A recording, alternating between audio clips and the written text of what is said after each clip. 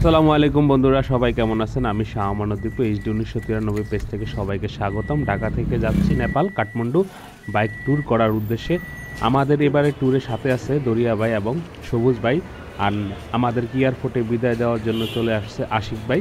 তো সব কিছু মিলিয়ে আমরা এখন এয়ারপোর্টের ভিতরে এবং এয়ারপোর্টে সকল ইমিগ্রেশন কমপ্লিট করে আমরা এয়ারপোর্টের ভিতরে বসে এরকম বড় বড় বিমানগুলো দেখতেছি, এমনকি অপেক্ষা করতেছি আমাদের বিমানের জন্য। অপেক্ষা করতে করতে পায়ে ব্যথা হয়ে গেছে, তাই এবার এসে সিটে বসলাম।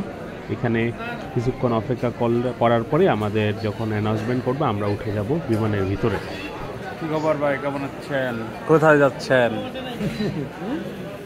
অজানা দেশে। আসসালামু আলাইকুম বন্ধুরা, রাইট নাও এখন আছি হচ্ছে যে বাংলাদেশ এয়ারপোর্ট। ইমিগ্রেশনের সকল প্রসেস শেষ করে আমরা এখন বসে আছি হচ্ছে যে এয়ারপোর্টের ভিতরে। এটা হচ্ছে যে কাতার এয়ারওয়েজ, দেখেন বিশাল বড় এক বিমান। আলহামদুলিল্লাহ আমরা উঠে যাচ্ছি বিমানে। এই যে বাংলাদেশ বিমানের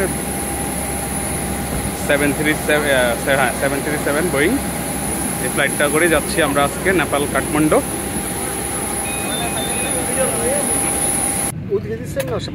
সামনে দিচ্ছি যেন কেউ রাখবে যেন আমগোটা ভাঙে না ভাই, শরীরে একটা স্পট ফ্লাই দিতে রাখছি, বাইজোরে স্পট ফ্লাই দিতে রাখছি।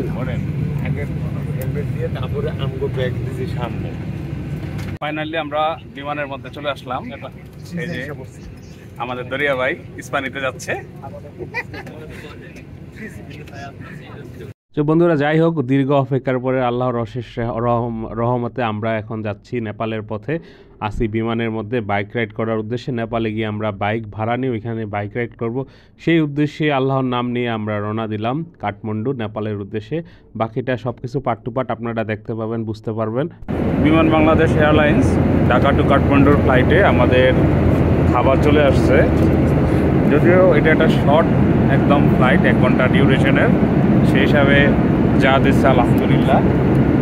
এই যে ছোট একটা মিনারেল ওয়াটার, তারপরে হচ্ছে যে ম্যাঙ্গোবার, এটা হচ্ছে যে চস, আর ডেজার্টের মধ্যে এটা মনে হয় কী কয়, এটা আমি আল্লাহ জানে, বুঝতেছি না।